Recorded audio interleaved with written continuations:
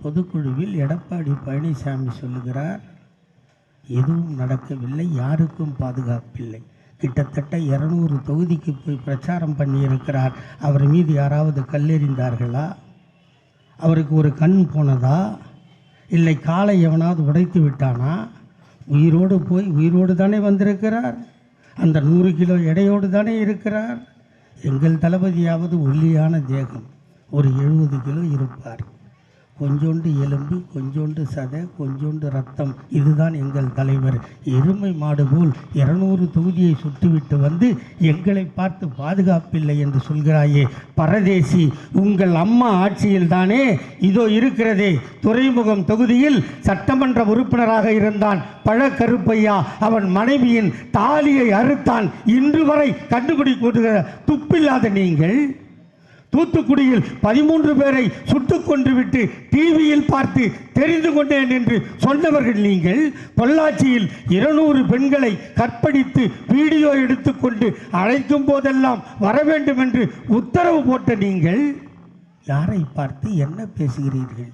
2016 December மாதம் 5ஆம் தேதி ஜெயலலிதா செத்துப்போனதற்கு பின்னால் ஆஸ்பத்திரியே ஒரு சாவு வீடாக ஆக்கி அந்த 4½ ஆண்டு காலம் பஞ்சாயத்து பேசுவதிலே இருந்து இருவரும் பிரிவதும், பிரிந்தவர்களை ஒன்று சேர்ப்பதும், ஒன்று சேர்ந்தவர்கள் பிரிவதும், இப்படித்தான் ஆட்சி போனது.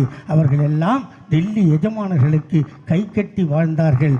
ஆனால் எங்கள் அண்ணன் தளபதி தான் நேற்று கூட சொன்னார், என்றுமே திராவிட மாடல் அரசு, தமிழக அரசு டெல்லிக்கு அவுட் ஆஃப் கண்ட்ரோல் என்று சொல்லுகின்ற ஆண்மை எங்கள் அண்ணன் தளபதியை தவிர வேறு எவனுக்காவது இருந்ததா?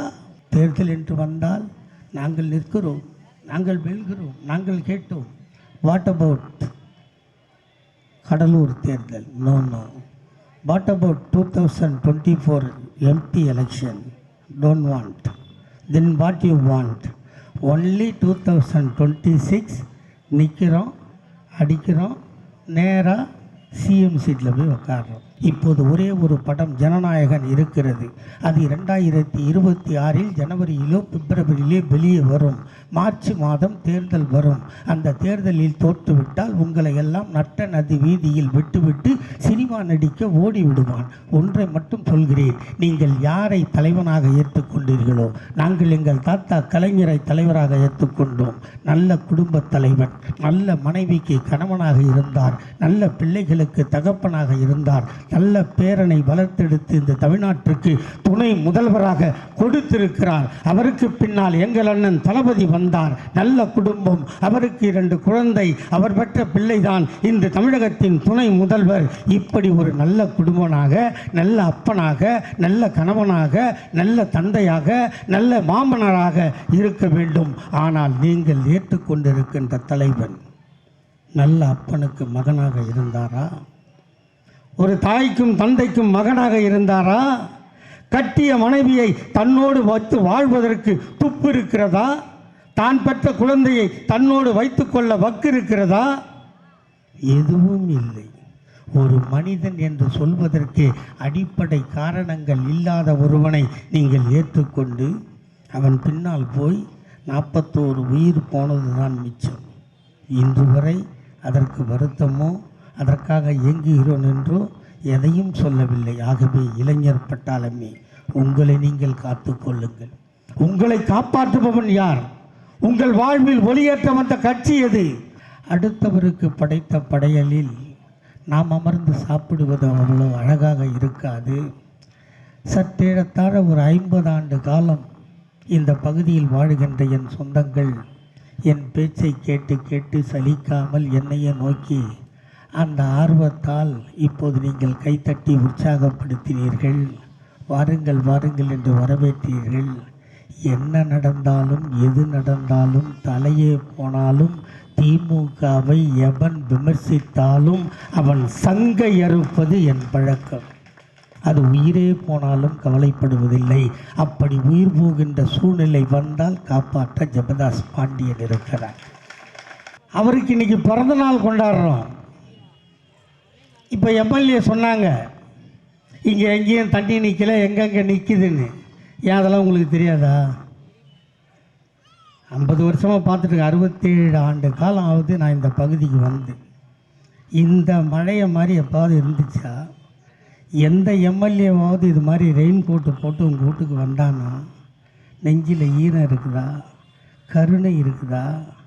இந்த தொகுதி 1977ஆம் ஆண்டு பேசன் பிரிட்ஜ் தொகுதியாக இருந்து ஆர்கே நகர் சட்டமன்ற தொகுதியாக உதயமானது 1977. முதல் எம்எல்ஏ அதிமுக 77, 80இல் காங்கிரஸ், 84இல் காங்கிரஸ், 89இல் திமுக, 91இல் அதிமுக, 96இல் திமுக, 2001இல் அதிமுக, 2006இல் அதிமுக, 2011இல் அதிமுக, 2015இல் அதிமுக, 2016இல் அதிமுக, 2017இல் அதிமுக. கிட்டத்தட்ட 45 ஆண்டு காலம் ஆகிறது. இந்த 4.5 ஆண்டு காலம் நடந்த சாதனை எவனாட்சியிலாவது எவளாட்சியிலாவது நடந்தது என்று சொல்லுங்கள். என் நாக்கு அறுத்து மேடையில் இருந்து இறங்குகிறேன். இந்த 4.25 ஆண்டு காலத்தில் இது இந்தியா ஒரு தீபகற்ப நாடு. ஏனென்றால் 3 புறம் மலை, ஒரு புறம் கடல். 3 புறம் கடல், ஒரு புறம் மலை, தீபகற்ப நாடு. இந்த ஆர்கே நகர் மேற்கு பகுதி ஒரு தீபகற்ப தொகுதி. 3 புறம் ரயில்வே மேம்பாலம், ஒரு புறம் கோவம். அப்படித்தானே வாழ்ந்தோம். எத்தனை குழந்தைகள் இந்த கார்னிஷ் நகர் கேட்டில் பிறந்திருக்கிறது. எத்தனை குழந்தைகள் எழில்நகர் ரயில்வே கேட்டில் பிறந்திருக்கிறது. எத்தனை குழந்தைகள் ஐஓசி கேட்டில் பிறந்திருக்கிறது. எத்தனை உயிர் இந்த தண்டவாளங்களுக்கு இடையிலே போயிருக்கிறது. எத்தனை பேர் ஆட்சி செய்தார்கள். ஏன், நான் சொன்னேனே, 15, 16 ஆகிய 2 தேர்தலில் ஒரு முதலமைச்சரே இங்கு வெற்றி பெற்றார் என்பது உங்களுக்கு தெரியும். அப்போதெல்லாம் யாரும் செய்யவில்லை. ஏன் இப்போது மட்டும் செய்தோம் என்றால், இந்த தேர்தல் வந்தபோது நமது தானை தலைவர், தமிழகத்தின் முதல்வர் அண்ணன் தளபதி சொன்னார், கொளத்தூர் என் சொந்த தொகுதி என்றால் ஆர்கே நகர் என் தத்து பிள்ளை என்று சொன்னார். சொன்னதை செய்து காட்டினோமா இல்லையா? சொன்னதையெல்லாம் நிறைவேற்றி தந்தோமா இல்லையா? என் தாய்மார்களே, இங்கே அமர்ந்திருக்கிறீர்கள். உங்கள் வீட்டில் நீங்கள் பாடுபடுகிறீர்கள். காலை 4:30 மணிக்கு எழுந்தால் இரவு 11 மணிக்குத்தான் உறக்கம். உங்கள் உழைப்பை கணவன் அங்கீகரித்தானா? மகன் அங்கீகரித்தானா? மாமனார் அங்கீகரித்தாரா? மாமியார் அங்கீகரித்தாளா? எவரும் அங்கீகரிக்கவில்லை.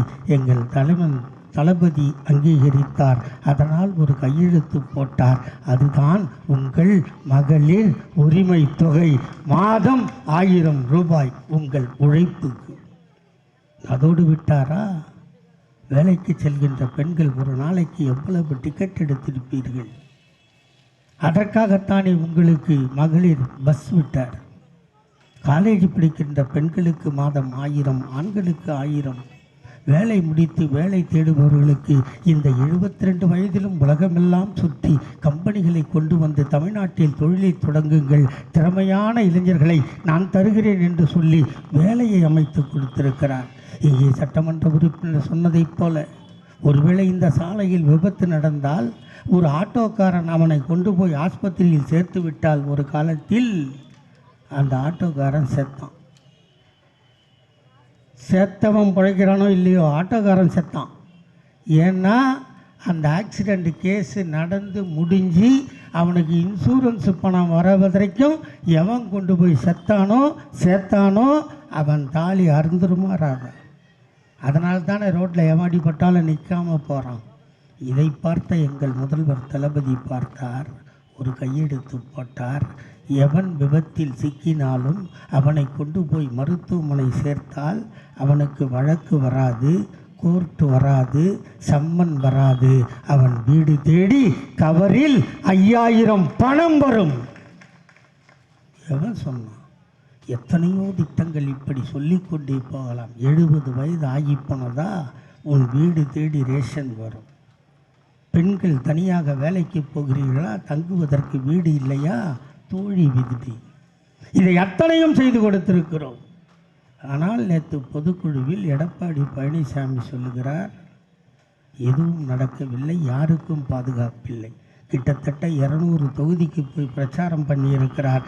அவர் மீது யாராவது கல்லெறிந்தார்களா? அவருக்கு ஒரு கண் போனதா? இல்லை காலை எவனாவது உடைத்து விட்டானா? உயிரோடு போய் உயிரோடு தானே வந்திருக்கிறார். அந்த 100 கிலோ எடையோடு தானே இருக்கிறார். எங்கள் தளபதியாவது ஒல்லியான தேகம், ஒரு 70 கிலோ இருப்பார். கொஞ்சோண்டு எலும்பு, கொஞ்சோண்டு சதை, கொஞ்சோண்டு ரத்தம். இதுதான் எங்கள் தலைவர். எருமை மாடு போல் 200 தொகுதியை சுட்டுவிட்டு வந்து எங்களை பார்த்து பாதுகாப்பில்லை என்று சொல்கிறாயே பரதேசி. உங்கள் அம்மா ஆட்சியில் தானே இதோ இருக்கிறதே, துறைமுகம் தொகுதியில் சட்டமன்ற உறுப்பினராக இருந்தான் பழக்கருப்பையா.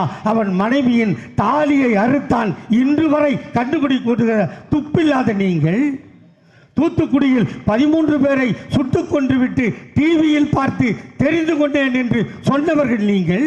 பொள்ளாச்சியில் 200 பெண்களை கற்பழித்து வீடியோ எடுத்துக்கொண்டு அழைக்கும் போதெல்லாம் வர வேண்டும் என்று உத்தரவு போட்ட நீங்கள் யாரை பார்த்து என்ன பேசுகிறீர்கள்? என் தாய்மார்களே, நான் உங்களிடம் கேட்பதெல்லாம், நீங்கள் நெஞ்சில் ஈரம் இருக்க வேண்டும், உழைப்பவனுக்கு ஒரு உத்தரவாதம் கொடுக்க வேண்டும். இன்று 73வது பிறந்த நாளை கொண்டாடப் போகிறார். இந்த 4.25 ஆண்டில் என்னென்ன நடந்தது? அதிமுக ஆட்சியில் ஒன்றுமே நடக்கவில்லை. அதிமுக ஆட்சியில் எல்லாம் நடந்தது. எங்கள் ஆட்சி அற்புதமான ஆட்சி என்று சொல்கிறார்களே, நீங்கள் பார்த்தீர்களா? 2016 டிசம்பர் மாதம் 5ஆம் தேதி ஜெயலலிதா செத்து போனதற்கு பின்னால் ஆஸ்பத்திரியே ஒரு சாவு வீடாக ஆக்கி அந்த 4.5 ஆண்டு காலம் பஞ்சாயத்து பேசுவதிலே இருந்து இருவரும் பிரிவதும், பிரிந்தவர்களை ஒன்று சேர்ப்பதும், ஒன்று சேர்ந்தவர்கள் பிரிவதும், இப்படித்தான் ஆட்சி போனது. அவர்கள் எல்லாம் டெல்லி எஜமானர்களுக்கு கை கட்டி வாழ்ந்தார்கள். ஆனால் எங்கள் அண்ணன் தளபதி தான் நேற்று கூட சொன்னார், என்றுமே திராவிட மாடல் அரசு, தமிழக அரசு டெல்லிக்கு அவுட் ஆஃப் கண்ட்ரோல் என்று சொல்லுகின்ற ஆண்மை எங்கள் அண்ணன் தளபதியை தவிர வேறு எவனுக்காவது இருந்ததா? ஒரு ஆளுநரை வைத்துக்கொண்டு எங்களை மிரட்டி பார்த்தீர்கள். மசோதாக்களுக்கு கையெழுத்து போட மாட்டேன் என்று சொன்னீர்கள். இந்தியாவே கை கட்டி கதறிக்கொண்டிருந்தது. ஆனால் ஒரே முதல்வர், தமிழக முதல்வர் எங்கள் அண்ணன் தளபதி தான் உச்ச நீதிமன்றம் சென்று ஆர்டர் பெற்று கையெழுத்து போடாத சட்டங்களை சட்டமாக்கிய முதல்வர் எங்கள் அண்ணன் தளபதியை தவிர வேறு எவனும் இல்லை. ஆனால் இப்போது சில பேர் நேராக வருகிறார்கள். தேர்தல் என்று வந்தால் நாங்கள் நிற்கிறோம், நாங்கள் வெல்கிறோம், நாங்கள் கேட்டோம். வாட் அபவுட் கடலூர் தேர்தல்? No no. What about 2024 MP election? Don't want. Then what you want?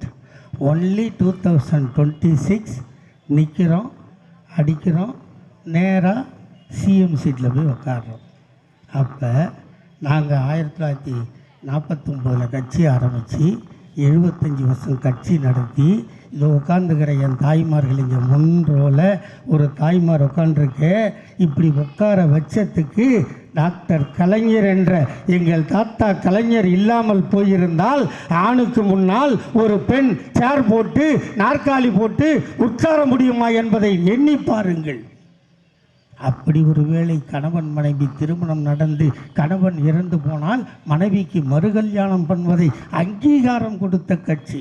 இங்கே அமர்ந்திருக்கின்ற தாய்மார்களுக்கு சொத்தில் சமப்பங்கு என்ற சட்டத்தை இந்தியாவிலேயே முதலில் கொண்டு வந்த ஒரே தலைவன் டாக்டர் கலைஞர். அதற்கு கையெழுத்து போட்ட ஆட்சி திமுக என்பதை நீங்கள் மறக்கக்கூடாது அப்படிப்பட்ட ஆட்சியை 5 முறை கொடுத்த ஐயா கலைஞர் இந்த நாட்டை ஆண்டார். 6வது முறையாக அண்ணன் தளபதி வந்திருக்கிறார். உங்கள் உரிமை பறிபோகாமல் இருக்க, உங்கள் வாழ்வு சிறக்க, உங்கள் பிள்ளைகளின் படிப்பு முன்னேற, ஏன் இப்போது பாருங்கள், உலகத்துக்கே வழிகாட்டி 1 முதல் 5 வரை படிக்கின்ற பச்சிலம் குழந்தைகளுக்கு ஒரு பள்ளியில் போய் ஆய்வு நடத்திய போது ஏன் சோர்வாய் இருக்கிறாய் என்று கேட்டபோது, நான் காலையில் உணவு சாப்பிடவில்லை, என் அப்பனும் மாத்தாலும் வேலைக்கு போகிறார்கள், ஆகவே எனக்கு காலை உணவு இல்லை தாத்தா என்று அந்த தங்க தலைவனிடம் கேட்டபோது ஒரே கையெழுத்து போட்டு காலை உணவு தந்தேன் என்று சொன்ன முதலமைச்சர் வேறு எவனை பார்க்க முடியும்? யார் சொன்னாலும் கேட்டுக்கொண்டு எவன் சொன்னாலும் காதில் வாங்கி கொண்டு அவன் கஷ்டத்தை போக்கி அவன் துன்பத்தை நீக்கி கண்ணீரை துடைக்கின்ற ஒரு காவலனாக தமிழ்நாட்டு முதலமைச்சர் இருக்கிறாரா இல்லையா? அதுதான் என் கேள்வி. அப்படி இருக்கிறார் இல்லையா? இருக்கிறார் என்றால் அவர் மீண்டும் ஆள வேண்டுமா வேண்டாமா? இங்கே சொன்னார்கள், இளைஞர்களை சில பேர் தவறாக வழி நடத்துகிறார்கள் என்று சொல்லி. அவர்கள் வழி நடத்தவில்லை, அவர்கள் மாயையில் ஓடுகிறார்கள். இங்கே கூட அந்த மாதிரி ஒரு தம்பிமார்கள் இருந்தால், இந்த கூட்டத்தை கேட்டுக்கொண்டிருந்தால் உங்கள் கவனத்திற்கு ஒரே ஒரு செய்தியை சொல்கிறேன். இப்போது ஒரே ஒரு படம் ஜனநாயகன் இருக்கிறது. அது 2026 ஜனவரியிலோ பிப்ரவரியிலே வெளியே வரும். மார்ச் மாதம் தேர்தல் வரும். அந்த தேர்தலில் தோற்றுவிட்டால் உங்களை எல்லாம் நட்ட நதி வீதியில் விட்டுவிட்டு சினிமா நடிக்க ஓடிவிடுவான். ஒன்றை மட்டும் சொல்கிறேன், நீங்கள் யாரை தலைவனாக ஏற்றுக்கொண்டீர்களோ, நாங்கள் எங்கள் தாத்தா கலைஞரை தலைவராக ஏற்றுக்கொண்டோம். நல்ல குடும்ப தலைவன், நல்ல மனைவிக்கு கணவனாக இருந்தார், நல்ல பிள்ளைகளுக்கு தகப்பனாக இருந்தார், நல்ல பேரனை வளர்த்தெடுத்து இந்த தமிழ்நாட்டிற்கு துணை முதல்வராக கொடுத்திருக்கிறார். அவருக்கு பின்னால் எங்கள் அண்ணன் தளபதி வந்தார். நல்ல குடும்பம், அவருக்கு 2 குழந்தை, அவர் பெற்ற பிள்ளைதான் இந்த தமிழகத்தின் துணை முதல்வர். இப்படி ஒரு நல்ல குடும்பனாக, நல்ல அப்பனாக, நல்ல கணவனாக, நல்ல தந்தையாக, நல்ல மாமனராக இருக்க வேண்டும். ஆனால் நீங்கள் ஏற்றுக்கொண்டிருக்கின்ற தலைவன் நல்ல அப்பனுக்கு மகனாக இருந்தாரா? ஒரு தாய்க்கும் தந்தைக்கும் மகனாக இருந்தாரா? கட்டிய மனைவியை தன்னோடு வைத்து வாழ்வதற்கு துப்பு இருக்கிறதா? தான் பெற்ற குழந்தையை தன்னோடு வைத்துக்கொள்ள வக்கு இருக்கிறதா? எதுவும் இல்லை. ஒரு மனிதன் என்று சொல்வதற்கு அடிப்படை காரணங்கள் இல்லாத ஒருவனை நீங்கள் ஏற்றுக்கொண்டு அவன் பின்னால் போய் 41 உயிர் போனதுதான் மிச்சம். இன்று வரை அதற்கு வருத்தமோ அதற்காக இயங்குகிறோம் என்றோ எதையும் சொல்லவில்லை. ஆகவே இளைஞர் பட்டாளமே, உங்களை நீங்கள் காத்து கொள்ளுங்கள். உங்களை காப்பாற்றுபவன் யார்? உங்கள் வாழ்வில் ஒளியேற்ற வந்த கட்சி எது? உங்கள் வாழ்வில் ஒளியேற்றுகின்ற தலைவன் எது என்று எண்ணி பாருங்கள். எல்லாவற்றையும் சொன்னால் கடைசியில் சொல்லுவார்கள், திமுக குடும்ப அரசியல். குடும்பம் இருக்கிறது, பிள்ளை பிறக்கிறது, அதனால் வாரிசு வருகிறது. அந்த வாரிசு அரசியலால் உங்களுக்கு என்ன வந்தது என்பதை தான் கேட்க வேண்டும். ஆகவே பெரியவர்களே, தாய்மார்களே, குறிப்பாக என் தாய்மார்கள் தான் இந்த ஆட்சி என்பது தாய்மார்களின் ஆட்சி, தாய்மார்களுக்கான ஆட்சி, தாய்மார்களுக்கான திட்டத்தை கொடுத்த ஆட்சி. ஆகவே நீங்கள் நெஞ்சில் ஈரம் இருந்தால் உங்கள் மன்றாடி கேட்கிறேன், மடிப்பிச்சை கேட்கிறேன், காலையில் மாலையாக விழுந்து கேட்கிறேன். 6வது முறையாக திராவிட முன்னேற்றக் கழகம் மீண்டும் ஆட்சி அமைத்தால், அண்ணன் தளபதி மீண்டும் முதல்வராக ஆனால், இப்போது கொடுக்கின்ற திட்டங்களைப் போல் இன்னும் ஆயிரக்கணக்கான திட்டங்கள் உங்களுக்கு வந்து சேரும். தமிழ்நாடு சிறக்க, தமிழ்மண் மணக்க, உங்கள் குடும்பம் வாழ நீங்கள் வாக்களிக்க வேண்டிய சின்னம் உதயசூரியன். வெல்வோம் 200, படைப்போம் வரலாறு. தமிழ்நாடு போராடும், தமிழ்நாடு வெல்லும். வாய்ப்புக்கு நன்றி. வெல்க தமிழ். வணக்கம்.